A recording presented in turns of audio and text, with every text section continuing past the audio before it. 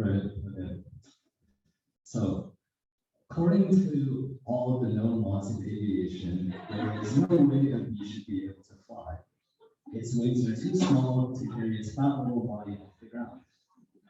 The bee, of course, still flies. And this is because bees do not care about what humans think is impossible. Such is the mentality that is exhibited by today's guest speaker, Richard Chuang, who is the only SSP alumni to receive not one, but 2 Academy Awards. After graduating SSP in 1974, Richard Chuang proceeded to get his bachelor's degree in electrical engineering at UC Davis. And a few years later, in 1981, he co-founded Pacific Digital Image, also known as PDI. And by the year 2000, PDI became part of DreamWorks Animations. Because of PDI and its animation system, we have a lot of many great commercials and films, and those are not limited to, but includes a few films such as Shrek, Batman, and of course, the fan favorite, the League. PDI's animation was groundbreaking, as it is among the first computer animation systems in existence. Mr. Chuang's own outstanding work in 3D animation has in fact earned him 2 Academy Awards for technical achievement, as well as 1 Emmy for graphic design for his innovative design work for the PDI and DreamWorks Animation Media Review System.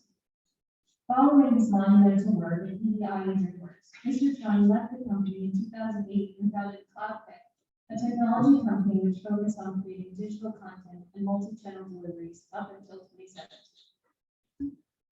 Currently, Mr. Chuang serves as a CEO of PSC2 and is a member of the Board of Trustees at the University of Silicon Valley. He's also using CloudTech to dedicate himself to creating a constant space of learning and development, merging the creativity of artistic intuition with the pragmatism of technological innovation. What has been described as his signature hands-on creative approach has progressed and led to the development of work in fields across the spectrum, from artificial intelligence and machine learning to augmented reality and game development. We are so excited to welcome Mr. Chuang back to SSP, a program which he himself attended in 1974. So please give a warm round of applause for our esteemed guest speaker, Mr. Richard Chuang.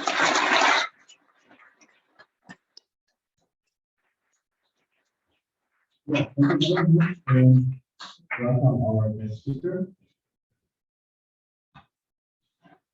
Okay, before I start, everybody look this way. I'll ask you to smile for that. 1, 2, 3. Okay.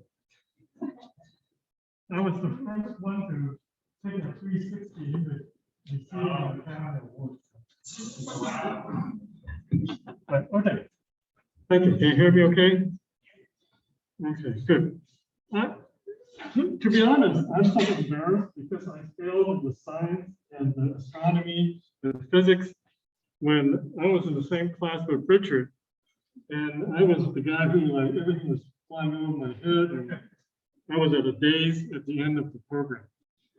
I think you guys are very lucky to be part of this program, and hopefully I can convey to you there's so much left for you to do beyond just getting the college. So I'll give you a sort of a rundown of what I consider my life, triggered by what some science programs have taught me, that anything is possible if you're willing to just keep learning. So let's get that going. First, I'll give you a little history. And let me put this full screen. See, it's running Zoom, so I think this is probably all we got. No? Oh, I don't think it's on Zoom, right. Okay. So first, a little bit of history. This is a picture of my mom and her family back in 1928.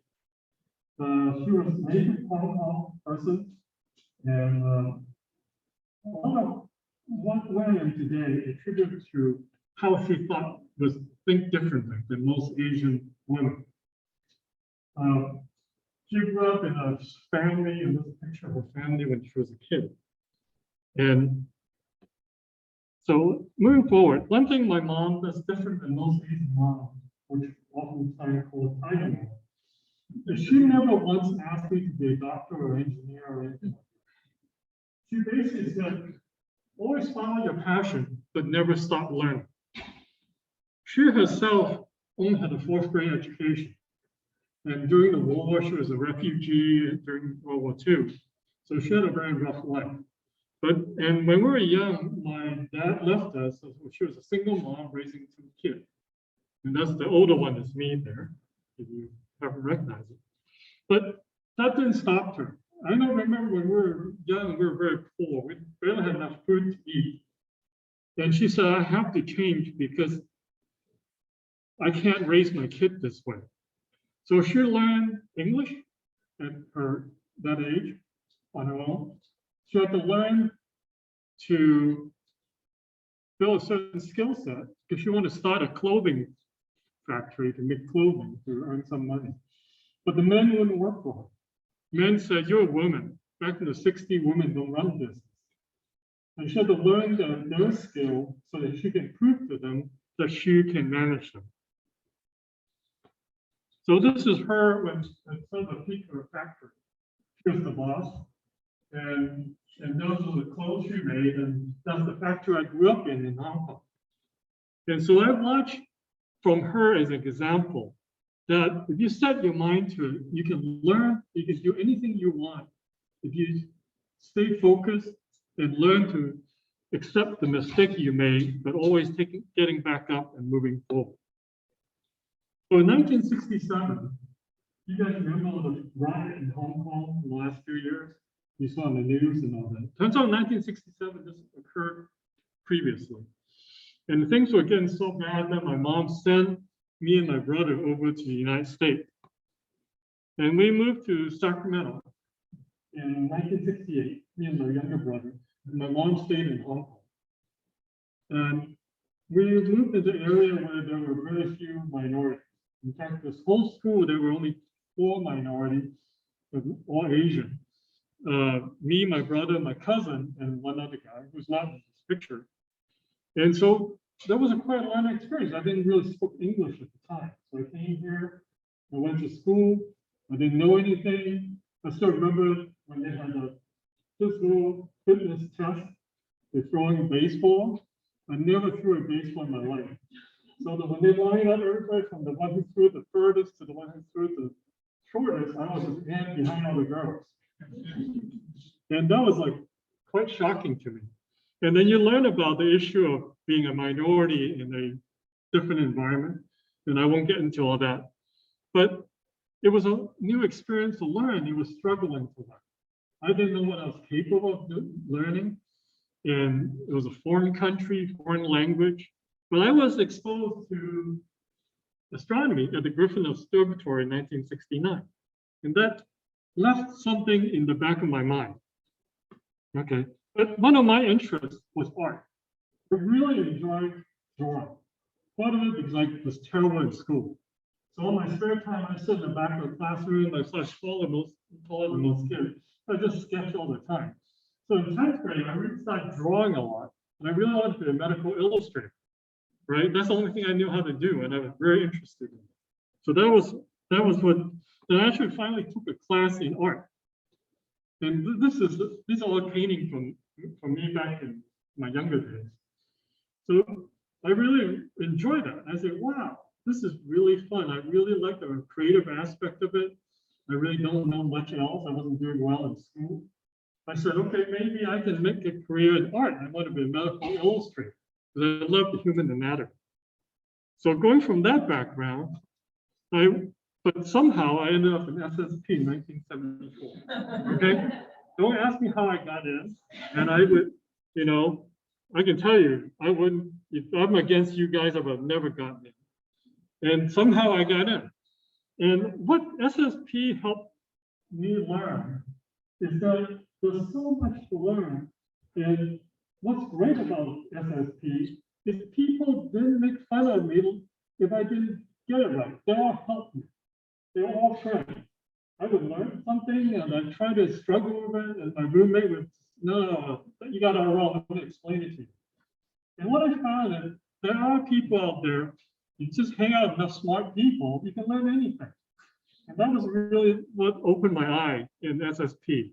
And from that point on, I realized anything I do, if I want to do it, I can learn it. And one thing about SSP, this is the OHD days. Remember this? This is actually an interesting story. We had an observatory that we had to make photographic plate. You guys don't have to. And then we had to do this calculation on a WAN calculator. Correct me if I'm wrong. That's the wrong picture, by the way. That's not the WAN calculator we had. I wasn't able to find it.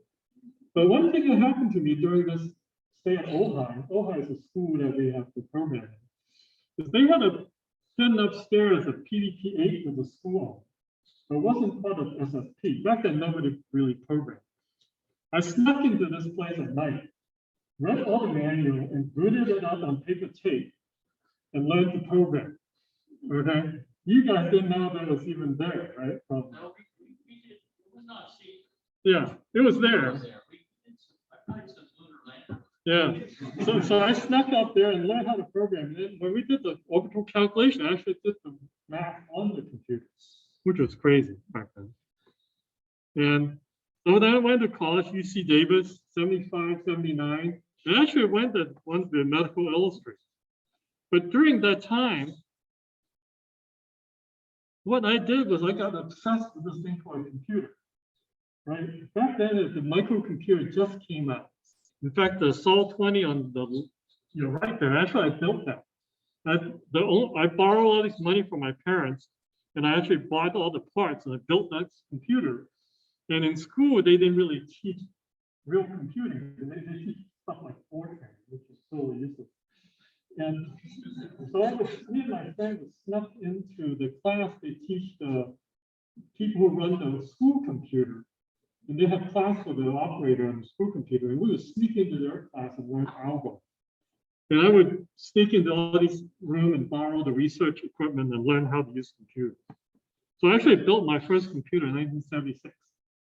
Learned the assembly language from scratch. It was just fascinating, the fact that you can create things on a computer. But then other challenges come along, right? You learn. And I was asked by my uncle, who's a fairly famous watercolorist, Don Kingman. In 1977, he was commissioned to do a painting in a bank, right? And he's a watercolorist. He doesn't know how to paint a mural.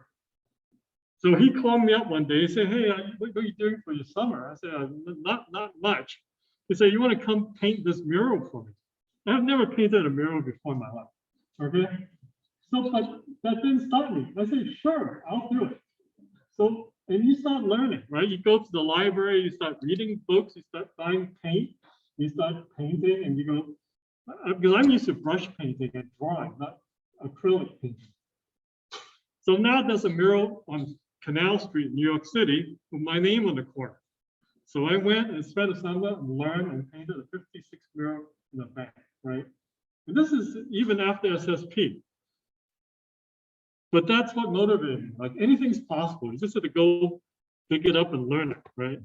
And you make mistakes along the way, but there's nothing wrong making mistakes. So I took my first job after I graduated. In fact, I dropped out of grad school. So don't follow me in that footstep. I wanted to become I was still starting my graduate work with biomedical engineering. 1979. I wanted to be able to separate DNA using an optical system to separate the pattern so you can recognize the DNA sequencing.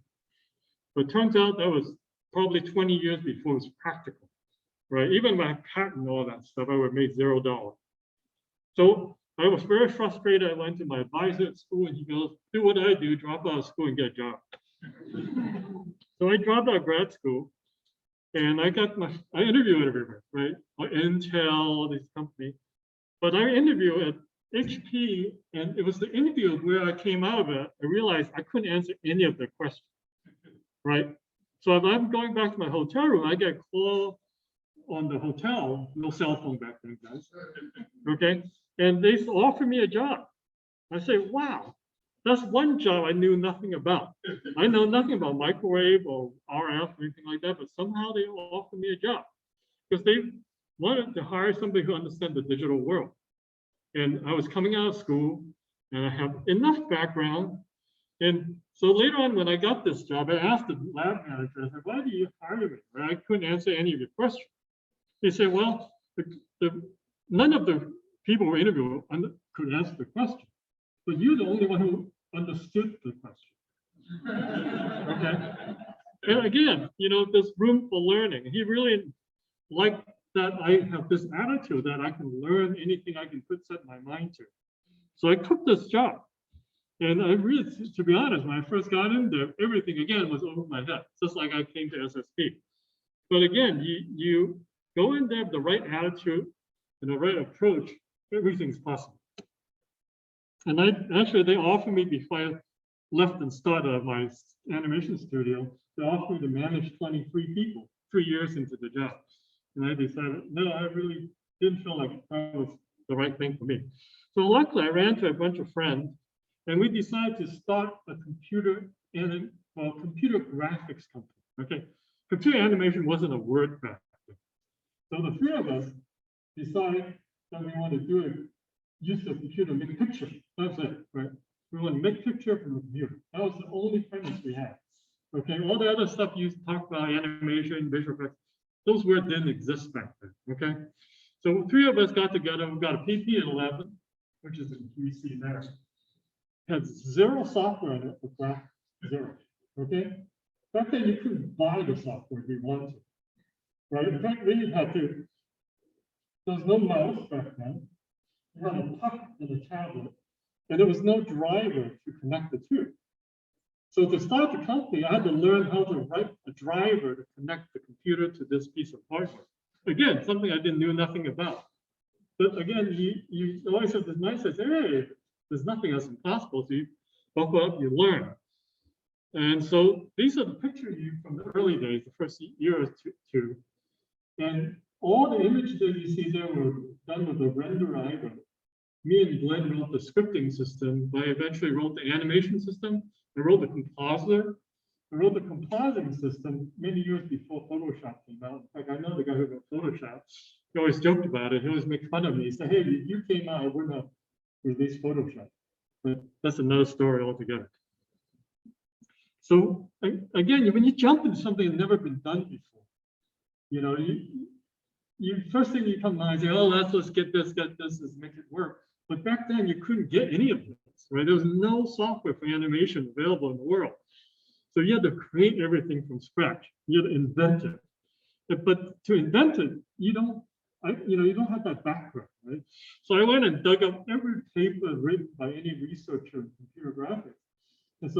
And I pieced those pieces together and I built the tool we need to make this done, make this possible, right? Later on, I became friends with a lot of these famous people because they were so impressed that we took their research paper and did something with it. Well, here's another good example of when you run into a problem that seems insurmountable and you have to overcome, then you have to figure out how to do it. Back then, to record animation frame by frame, you either put a camera in the front of the TV monitor and shoot every frame as it comes up, right? And the more advanced people had a system that can record the videotape. Now you guys have no idea what videotape is, okay? You have no idea. Videotape cannot record frame by frame without do what we call a pre-roll. You have to roll the tape backward, so it runs up to full speed. Then at the right time, you drop in that one frame. Right, so every time you want to record a frame in animation, the videotape will rewind, go forward, and drop down a frame. Back then, there was a company that sold a system that did that, cost $17,000. Back in 1983, $17,000, unsurmountable hill for us to climb. Right, so I say, wow, if he can do it, we can do it too. So I sat there with a oscilloscope and I reverse engineer all the signal that the deck needs to do single frame recording. So I went and bought a microprocessor, which is about $100. It's a Z80 programming chip for education. And I hand assembled the code. So I solved this problem after I reverse engineered everything with a $100 solution, right? So that's how we got by. And you have to be resourceful, right? Because It's not like nowadays you can go raise a lot of money and burn it all and never get it. Back then you had to survive. We had to survive. So we had to learn to overcome that headache.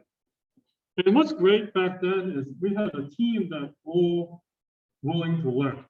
Right? This is some of the original team back in 1985 took this picture. In fact, the one on the right, looking for above, about half those people have won some type of Academy Award or another award. So they're very, but they're willing to learn, right? And like the guy now has Jim Rigel, he was the right here. He's visual effects supervisor for most of the Lord of the Rings films, right? So there's a lot of just the group that started in '85. Okay, then we had to learn find a business. Back then, just because you can make pixels have color, there's no business per se. So we had to convince people that you can use computer for business. Back then, the word animation didn't come into play because it's too much compute time. Right, I can give you a 10-hour lecture on that topic. So the first business we went after was television graphics business, something that's practically doable.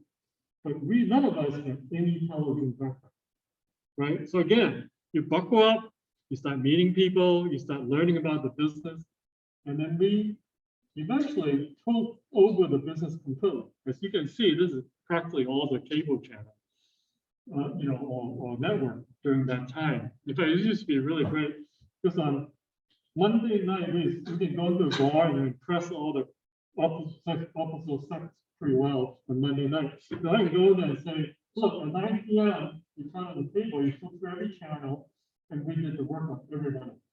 Okay. So you created a business from scratch. I was lucky enough to try different things to my art background. I actually designed and animated an opening for Monday Night Football, right? So that's like about as far from astronomy as you get. But it was fun, like you just like everything you see there, not only designed it, I wrote the tools to do it, I did the animation, I had to go to New York to sell to ABC. This is a great idea. They bought into it, and they're willing to pay, back then, ridiculous amount of money for me to get this done. So again, you have to take risks going into things. But to do that, you can't just jump into it, but you have to take steps to learn from other people, right? And that's what you're learning here at SSP. Your combined knowledge is what makes all your projects possible. If you came in by yourself, it's almost impossible. It came the time when people said, hey, you can do animation on the computer. There's no tool. Nobody ever done that before in any reasonable way, right? Never been a tool for animating. So I said, well, we're a bunch of computer geeks. We might know some science, but we know nothing about animation. So I went to Cal Art and recruited one of the best animator we ever had, Howard Baker. And I sat down with him and said, Howard, you're the animator. You tell me how you work, right? And I learned animation through him, right? Just because I'm the boss or somebody, I hired him. I don't have to know more than he does.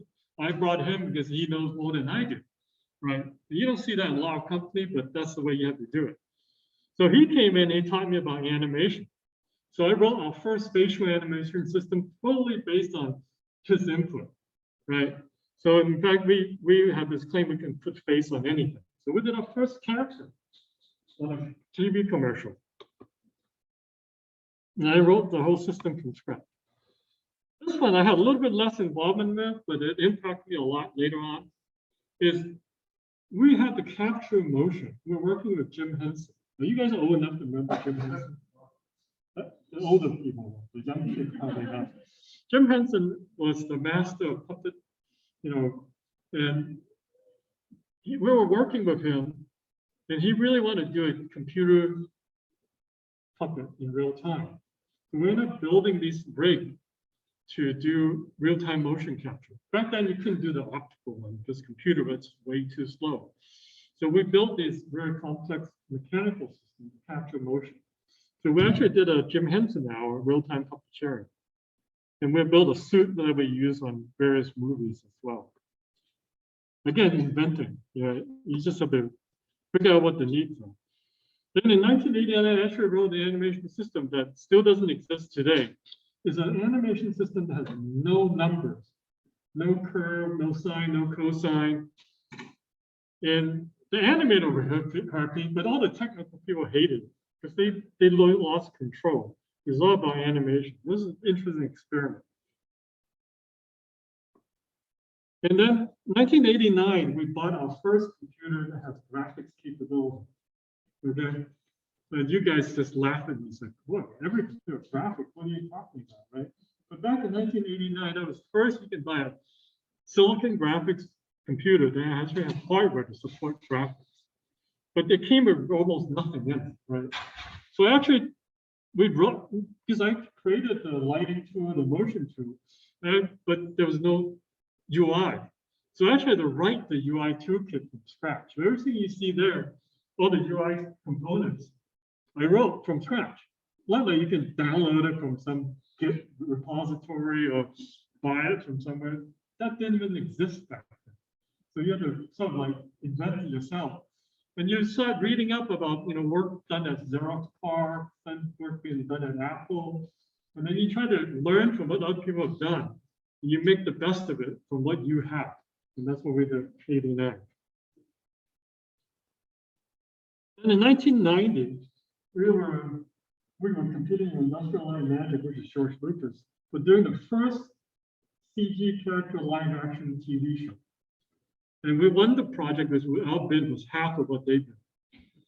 But has anybody ever done this before? No, nobody ever done this before. Right? So you face with this problem. It's like, okay, nobody ever done a TV show like this before, almost 100 shots and combining live action with CG character. And how do you do it? What's the workflow, right? We don't know. They've never experienced it before. Nobody in the world had ever experienced it before. There's not even a research paper on it. So I sat down and wrote the whole pipeline. I wrote all the tools and wrote the whole pipeline by myself. And we made the show and it came in under budget and ahead of schedule. So this is the first season. We actually won an Emmy Award for this TV show. And we're very proud of it because we get to do something that never been done before in a cost-effective way. 1990. You guys still not born back then. So, sad. Okay. And then we went on and did a lot of character. Right? We did the first Homer Simpson in 3D. That was very unique. We did the Pillsbury Doughboy, right? And back then, Pillsbury Doughboy was done with stop motion. You guys know what stop motion. So they were very picky on exactly how he needs to look like. And we had to do the same thing to prove to the studio, the Pillsbury, that we could duplicate the character realistic to match their expectations, right? So to learn about what they did, they sent us all the stop motion model they had of Pillsbury Doughboy. And we had to study him, measure a caliper, and make sure everything matches up till they approve it. And so we're able to accomplish that. That's the first Pillsbury Doughboy. And just, Simpson, we had to do the same thing. The lower left one, we did a first manga character in CG mixed with live action as well. When you're first doing stuff, it's often crazy because we bid on job and you turn around to your team and they're going to shake their heads like, we have no idea how to do it. Right? For me, that's when we get excited. Say, okay, here's something good. Then the other thing I was challenged to do, I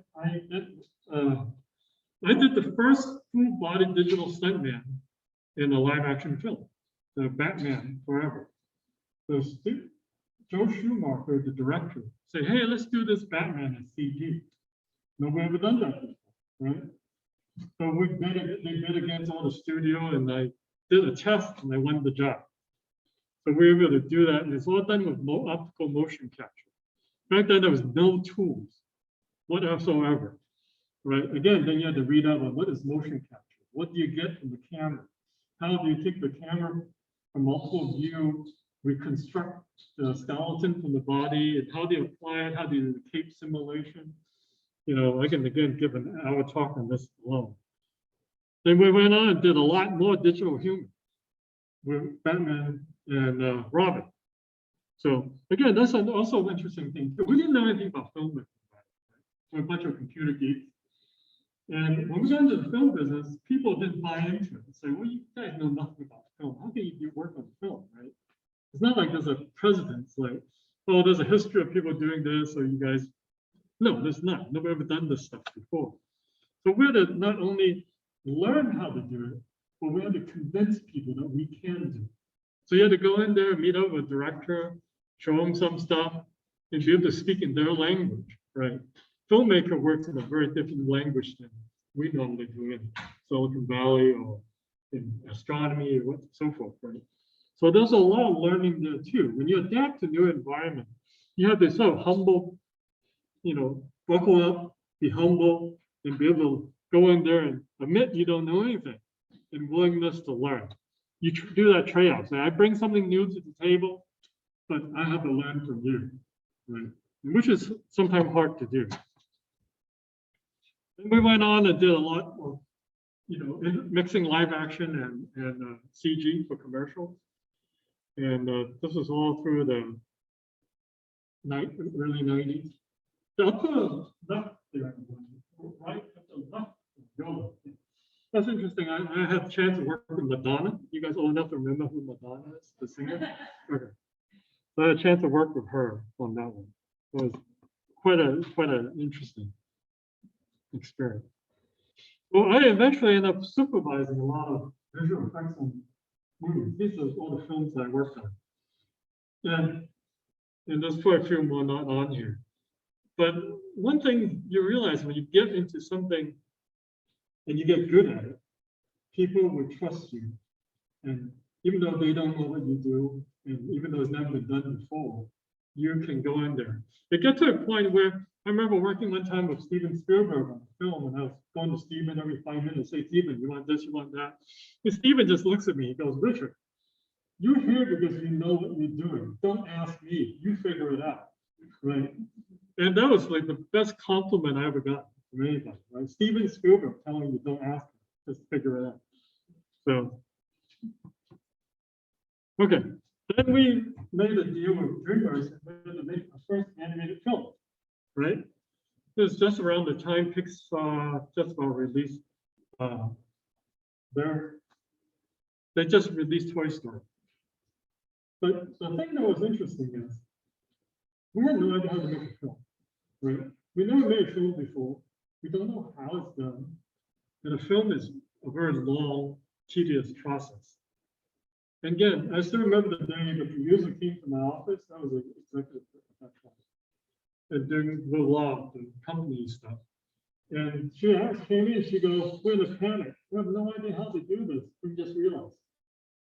I go, wow, that's not good. Okay, then we called everyone to the room. Okay. I said, look, we're all here just like this. I said, okay, let's go through what each of our jobs are, right? Okay, you're the storyboard person, you're doing modeling, and we went through everybody. Then at the end of that, you realize each of us may not know what to do, but among the team we have, anything is possible. So the whole group took a deep breath and went back to work. We made the film. When we're making this film, they asked me, what do you want to do, right? I said, well, I was busy with a lot of infrastructure stuff. I helped build the back end of the infrastructure we're using to make the film. In fact, we made this film on a 10 megabit network, okay? You guys would cry with 10 megabit network to browse web on today, okay? But this film was made in 10 megabit network because I put a back end allow us to do that. And you have to be inventive. You have limitation, budget-wise, you make it work. So the only thing I asked to do on this film is none of the technical stuff, I just asked, can I do a storyboard, a sequence of the film? So I ended up working in the storyboard department because I'm very busy. And I storyboarded one sequence out of the film. And I enjoyed it so much. Finally get back to my art. So later on, we did move on to do Shrek, and we learned a lot from the first film.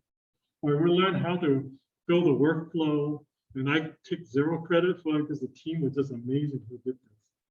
So then we ended up getting our first Academy Award for the first time ever for animated film in Shrek. Then we went on and did a lot more other film at DreamWorks. But that was also time that I realized the world was changing. The world was becoming global. Back when we did Shrek, the box office, and I'm always trying to learn something new. I was learning about box office. You get involved with the film people, and there's so much, again, to learn. Learn about box office. I realized most of our box office back then was in the United States, you know. But the world is an open market, because I was looking at the talent from all around the world. I see people have interest in geographics and everywhere. I said, here, there's an opportunity. So we came with that. I pitched the studio the idea of doing the first, you know, a CG project for television. And then we ended up looking at studio all over the world. My first choice was actually Illumination. Well, the studio, they eventually become Illumination, which does a lot of film you guys watch today. But DreamWorks didn't want to work in Paris. So we ended up picking a studio in Hong Kong to do the work. So I was responsible for helping set up that studio, get them up to speed. But again, you said, okay, they never done this, right? We can't, how do we do that? And it's the tendency for US companies to go in there and say, hey, this is how we work. We're going to do exactly how we do it. I think that's wrong. You have to respect the culture. So I said, okay, if I'm going to do this, you have to do it my way. My way is we go understand how they learn, how they work, learn how they manage. And we make it better based on their way of working, right? So we got a very successful project out of that. We did a whole TV series out of Hong Kong after that. And then after that, I helped DreamWorks set up their animation operation in India. And that was unbelievable learning for me. I've never been to India before. So I spent many years traveling back and forth and learning about the culture, the people, again, with the emphasis on learning about them so we can help them become better instead of just imposing our system. So I helped set that up in 2005, 2007. And it was an amazing country, by the way. If you have a chance, must go. So in 2008, I decided it was time to move on to something else, because one of the last duty was learn how to manage project and do long-term production. I spent the last year that I was learning about how to budgeting for film and long-term process. Again, I'm constantly doing the things I've never done before. I learned about movie budgeting is a very messy business. And so I realized what they were doing is just cycle and cycle of Shrek 3, 4, 5, 6. And I said, no, I don't really want to do that. I want to try something different. So I left in 2008. But one of the rewards of working in that space is, as you guys mentioned earlier, I ended up with 2 technical awards. I actually got an Emmy Award for graphics design. So you do get some positive feedback at some point. And one was for the platform we built. The other one was, so I sort of did the first ever collaborative video editing system over network. So I started a startup, right? In Silicon Valley, whatever I can do is startup in Silicon Valley. So I want to build a startup to connect people, you know, collaboratively around the world, right? But since I was 10 years before the rest of the world were ready for it, so we sort of started too early. And it would have been perfect a few years ago. And we built a peer-to-peer system that people can synchronize work remotely on a big server and so forth. So I won't get into the detail there. But again, I had to learn network programming to start this company, right? And boy, it turns out 99% of the world don't know the right code for network. It's a hard problem. So then I also thought that to help fund that company, I had to take another job. So I got people came up with me and said, hey, we have this studio we want to sort of turn around in Taiwan. And you want to go run the studio and turn around? I said, I've never ran a studio in Asia before. I don't understand the business model. I don't need anything. Then I thought about it and said, hey, the magic word is I don't know. So I'll do it. So I spent a lot of time traveling between US and Taiwan. I helped set up a studio in Tokyo, Singapore, Hong Kong, Taiwan. It was an amazing learning experience, right? You get motivated yourself when you're learning something new. And they didn't quite understand all the technology. They would do animated news And but again, I brought something to it. I got them to do real-time performance.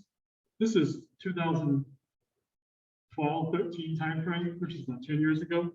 And nowadays, people are talking about the metaverse. We can do this real-time stuff. We were doing it back then, 10 years ago. We did a live stream of a show with people performing in Taiwan to audience in Japan in real time. We were monitoring the feedback on social media, and we're updating script in real time so the performer can change the performance of the script in real time. Pretty advanced stuff for back then. Then the other thing that was asked to do is, hey, we want to set up the studio in Japan. I said, I've never done set up business in Japan before. Again, I don't know. There we go. So I went and set up a studio in Tokyo. We hired one of our very famous manga artists, Hiroi-san, and he created a very popular manga called Sakura War. Some of you may know it, probably not. But we set up a studio in Tokyo. I learned so much there about doing business remote, in a remote location, and the culture and the business model is very different. So we did that. The next is we want to create mobile content, right? This is in the 2014 timeframe, or 13 right here. And nobody ever done that. How do you create content that's fresh every day, right? The big studio, I remember talking to a big studio, Jeffrey Kessenberg, about this. And I said, hey, Jeffrey, what about an idea of just doing things that are new every day? He goes, I can't even hold a meeting in that time. How can we do content that long? Because a feature film like Shrek would take 5 to 6 years. But here we're talking about new content every day, right? Nobody ever done this before, right? Do anybody know how? Nobody knows how. So you start setting yourself goals that are impossible.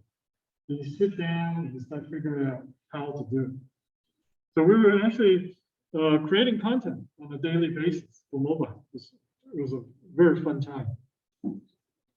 And then we were doing a lot of stuff that you see people talking about today. This is a long time. Real-time facial capture, generating animated character.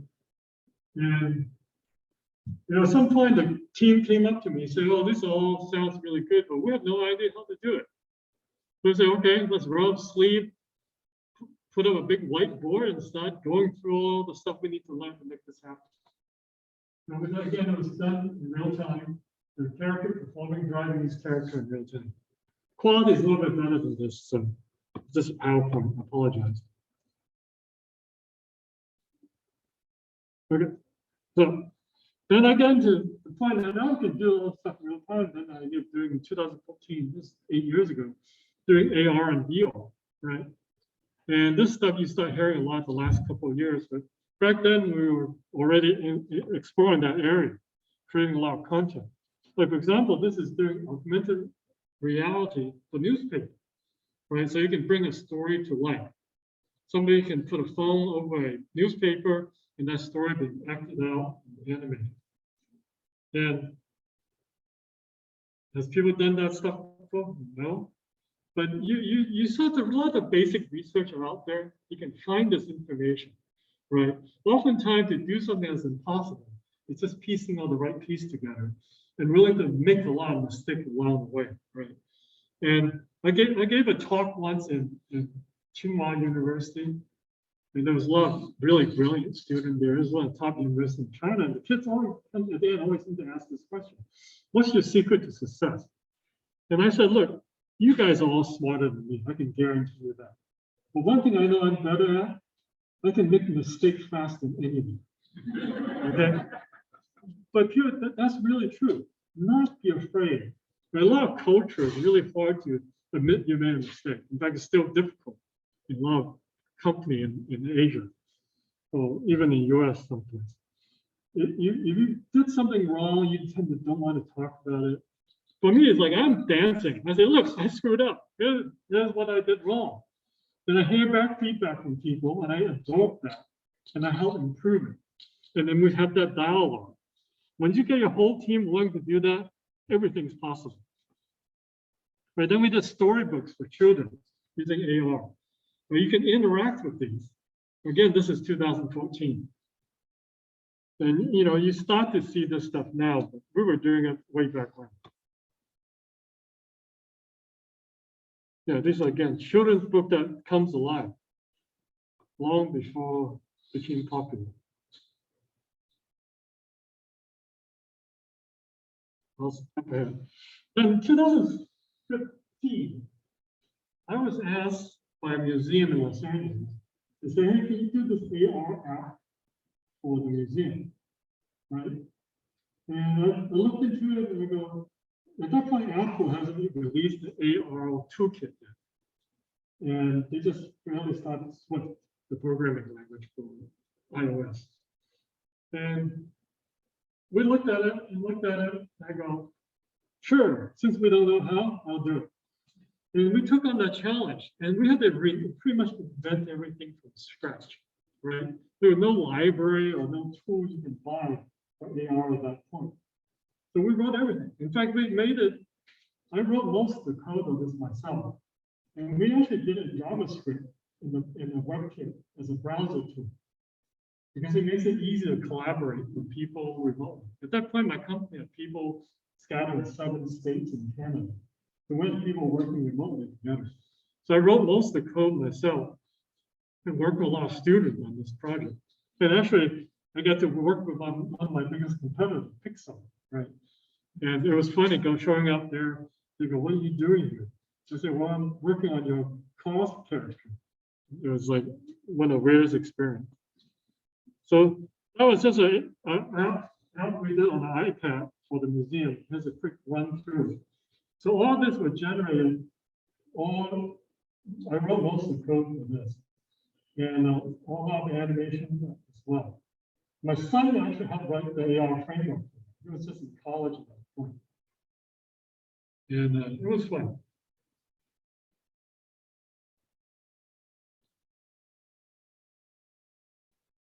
So after that, I started to advise a lot of companies that's using this stuff I know. Right? I realized, God, I know all this stuff, maybe I can help other people use it for their business and how to improve it. So I was advising various companies in healthcare using AR. Those are very interesting companies. Just develop using VR to help senior people who are bedridden. Because when you're stuck in a bed for days and weeks and months, you get really frustrated. They're difficult to manage. So it turns out you give a senior who's stuck in bed for a long time VR experience, they calm down quite a bit, make them quite manageable. But it turns out the biggest problem here has nothing to do with the graphics technology or anything. It has to do with being able to keep those goggles clean so they can share between people. Then another company I ran into, they were doing a very low cost ultrasound device, handheld, $200, really low cost. But they didn't know anything about graphics. I said, hey, you have all the data. So I built this web thing for them to show how they show all the data in real time. It's a real-time visualization of the scanned data. So I was having a really great time helping these startups.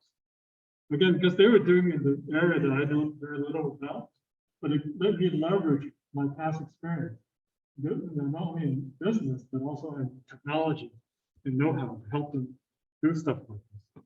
They get closer, bring me closer back to my medical illustration interests. Then I've also been helping other people too. This young woman, she's been winning almost majority of the hackathon in the Bay Area. And she's really good in the AR, VR stuff. So I've been helping her manage her career and business. It's really interesting. You have people, young people, that have this empty brain, they can absorb so much. And I'm getting old, so I can't absorb as quickly as they can. So I try to help them, guide them along to improve their career. Yeah, also the other thing I've been involved in too, AI, machine learning, and we actually use machine learning. Okay, let me take that. Neural networks about 27 years ago to do color correction film. Again, I can talk for hours on that topic. But then I was advised, I understood the tool set fairly well. So So I've been advising a friend of mine, Adam Chin, to use machine learning AI to photography, creating artwork. And he got very successful now, generating artwork using machine learning based on just helping him, point him in the right direction, use this network, don't use this network. And it's been quite a learning experience for me too. But going back to be more creative, but also helping understand the art world a little bit better. And also, I've been spending a lot of time to try to give back what I learned to people. Right, I'm here today because I want to give back what I learned.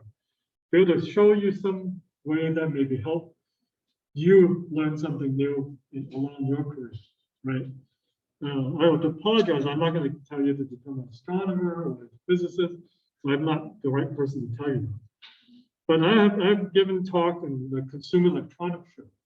We're one of the biggest conventions in the world, 250,000 people. I gave a talk there on actually machine AI and AR and VR. I gave talk at a medical conference in Vietnam about technology and medicine. And so I attended several of those.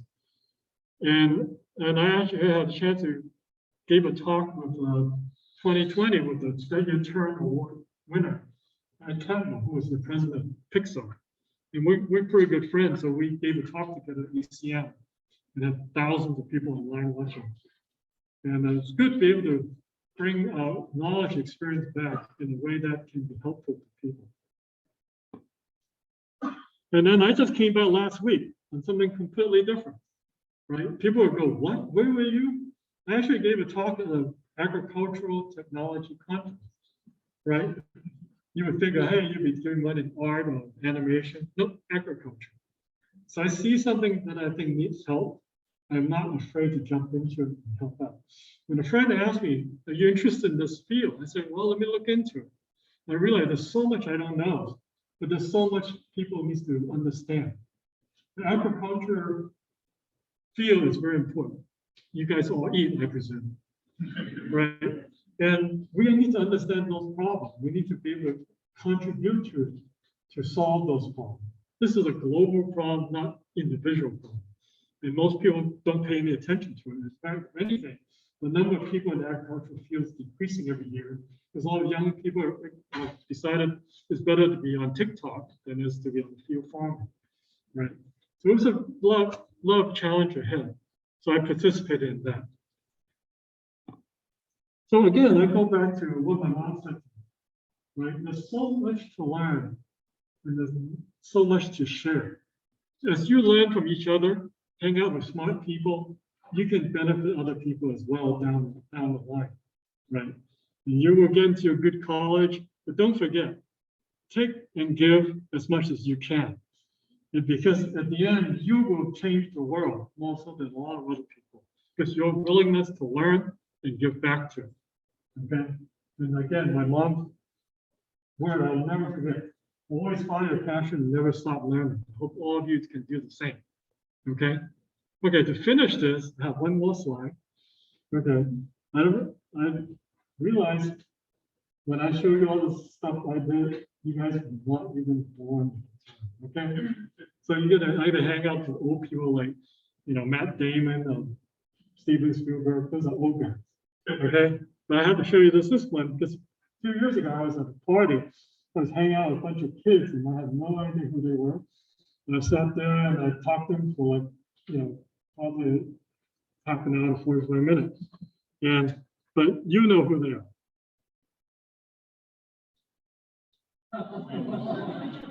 You guys know who they are, right? Yeah.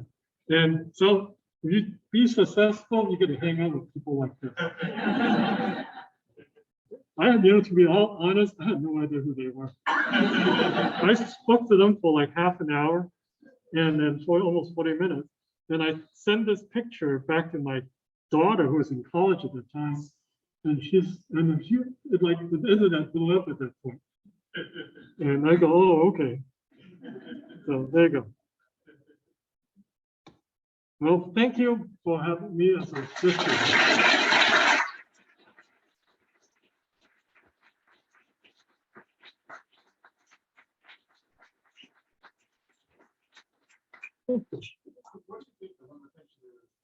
between AR, like, I think that has to pick up enough, especially in education setting, to be multimedia, to be more engaging. Well, I served as a academic professor at the top one of the first AR courses in university. And one thing to understand the cognition side of what makes it something look real to you. It's not just this display, it's how your eye focus, the sensory, the touch, the motion. If the reaction of the ground is not fast enough, it looks great to you. The fact that you don't have to focus on things, the brain will just not good. So a lot of people get nauseated over a long period of time. But the other problem is the AR. I think you have spending 1 minute. If AR, I sat next to a person at a conference who runs the world's largest building maintenance company. And she said, I'm going to use AR to simplify my building maintenance. And then where the pipes are behind the wall, where the electric circuit is, that sounds perfect, right? But it turns out what's missing is not the display part. That part's making a lot of progress. But the fact that you have the correct data, that you know exactly where the gas pipe is. Right? Because currently, as you know, you're doing construction, there's a lot of construction work itself. You're not always precise where you put that gas pipe. You might be an inch off this way or that. So if somebody wearing a AR glasses say, hey, that's the gas pipe, one to drill next to it. Well, guess what? It's over. Right? You know what? So it turns out the back end of keeping all the data current up to date is still a long way from the realistic, but AR for real application. Right? You can do a lot of trivial stuff like kids vote and things like that. That's done. It's easy. But to do it really useful way to massive adoption is still a long way off. And VR has a different set of problems, the resolution problem, the focus problem. The fact that you trip and hurt yourself in scenes. How was it able to disperse so the amount of growth in technology capital was? I mean, in addition to that, overall, Sorry, I'm here.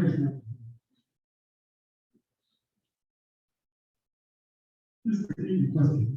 yeah, how was it able to so about the growth in technology capital in this way? In addition to that, overall, just being able to see the value of the innovation and advancement forward. I think, well, we start with what other people will do. Because at the end, Silicon Valley tends to ride waves. Right, this is key talking and NFT. Everybody's like NFT, right? And you can't just ride away because people are talking about it. Because once you get to know the venture capitalists, you know they don't know squat. Well, venture capitalists included. Okay. And let's say we're meeting the guy who invested in Facebook. And like a lot of us really top-notch guy. It turns out he was the guy that the whole firm rejected Facebook. He was the guy at the bottom of the totem pole. And he got rid of Facebook. Okay. It's a lot of times luck. Right? So you can't take that with a grain of salt. You see stuff on the internet, you see something really hot. But you need to focus on the basics. Look at what's behind the scene. Understand it, right? That's why I can jump on the NFT man, right? Because you look at it. Right, the current trend right now is NFTs are dying down. It's like quantum computing, right? You understand physics. Quantum computing is a very difficult problem. As much as they sell you all this progress, the reality is still a long way off. Right? And you have to understand the physics. Very complicated.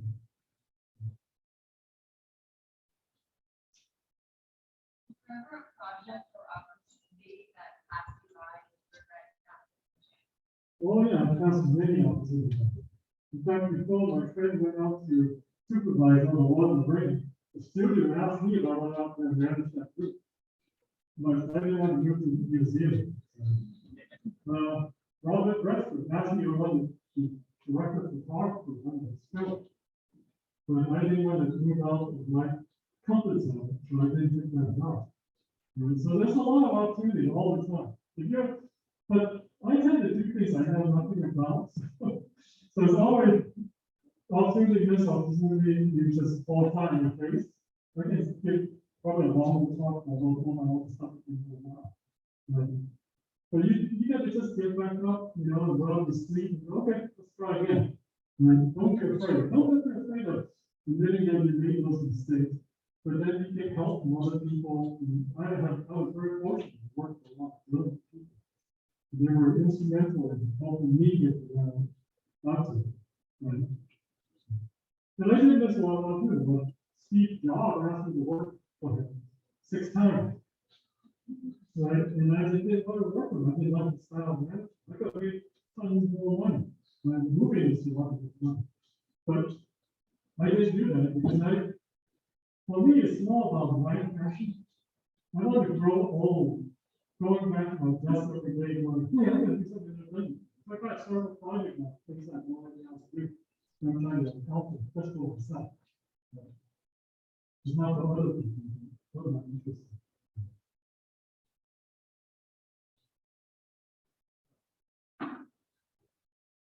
The interesting thing is like that Santa Claus one. It almost was like we had real time, but real time is actually. That's what real time. I know, because real time like actually now video where you have Jarvis and now they have Viva. But like it was just weird because it almost looked like we had real time, but real time is just how they did it as far as the speed. We were doing waiting for everything. Yeah. I mean, a lot of stuff I never, you know, waiting for anybody else to do it. Right. And again, you have to be the right time, right place, right? Like I had a text file through P2P collaboration. Now they call it Web 3.0. I was doing that 10 years ago, right? We were just 10 years ahead, and they're making nothing, anything. So did you overlap with Rugrats? With Terry Gordon, when they did Rugrats animation. Yeah. Did your guys overlap with that? Well, a little bit. There was almost these things to the animation to the computer. Right. To the animation moved from hands-on to computer. Don't forget, when you first started the film business, people never put digital information film. Digital director of photography looked at us and said, you can't do that. We had a start up this test where we bring all the famous directors in LA. We're showing tests so they convinced that, oh, this looks as good as what they used to. Right? So you don't have to do it to get to convince people to work with it. But it was great. I got to work with some amazing people. Dennis Murray, this is nice. Wow, George Lucas show. You know, it was amazing. Okay, one more question? Right. Awesome. Where do you believe AI for this application will be in the future? And then the addition to that, where do you think AI will be applied to information in CGI?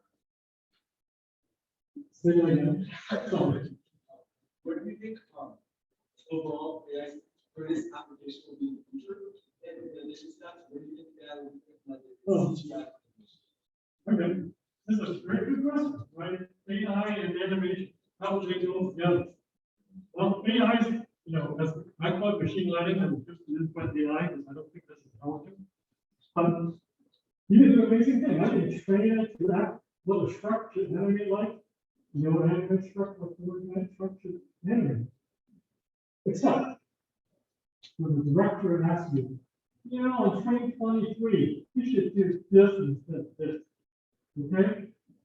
You cannot direct AI at this point. AI is good to replicate something based on some, you know, relaxing algorithm or a lot of data. You can't direct it. You can't tell AI to say, in 2026, I want them to do this. We're not there yet. The technology has not advanced enough to control and direct it. And that's why you see a lot of art out there that's generated machine learning. It's really fascinating because it looks like something you've never seen before. So you're trying to direct it. The creative process is something that's much more complex than just neural network. The feedback between creative process and the generative process is not being connected. I think that's a mixed challenge. Do you have a process for learning stuff? Like, do you like take notes on a notebook or something, or do you like try to teach it to someone else? Do you have like any sort of streamlined processes? Like, I know what you're doing. Well, let me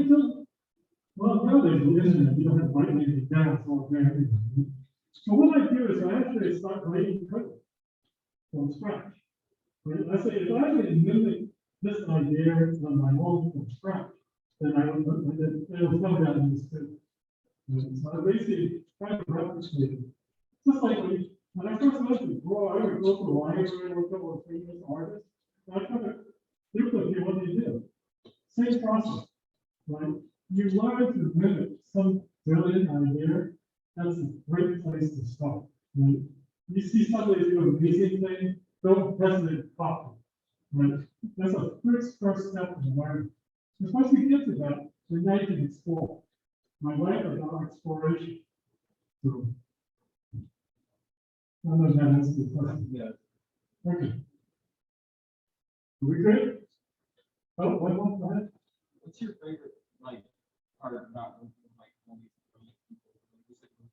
Like Steven Spielberg, I talked to, like Steve Jobs. Is that if you go into it with the gratitude that they're just people, they're nobody's special, right? And if you treat them differently, they'll treat you differently. And it's about understanding that one human will all make mistakes. And willing to get to a point where you can have that discussion, right? And Holland is really different. People never understand. Okay. But it's really good to be able to get to the point where you can have a conversation with them. And don't be afraid. Because at the end, they're just people like you. And learning is a process of doing too. Right? Ask good questions, don't afraid to admit that you don't know. And most people are very good. You learn a lot from all of you. Yeah.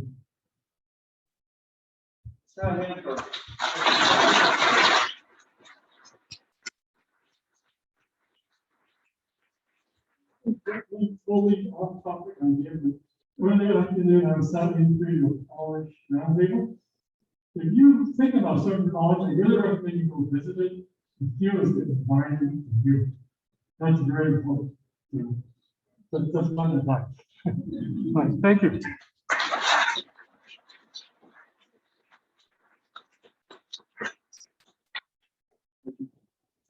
Dr. Hannibal has a. Hold on. Okay, thank you very much, and we have a little thank you for you. Oh.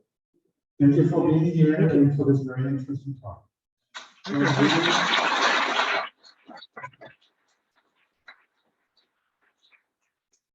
Hopefully we'll have a Discord server, right? Maybe Yes, we'll get you on the Discord server. Following question, I'll be happy to answer. Absolutely. All right, thank you very much. Thank you very much, and now we have some time to mingle and discuss a little bit more, I'm sure. Later on by 9, we will open up the telescope and you can all visit, and there's more time to talk and mingle. Okay, thank you very much. All right, thank you all for coming to Open House Day. Good, thank you.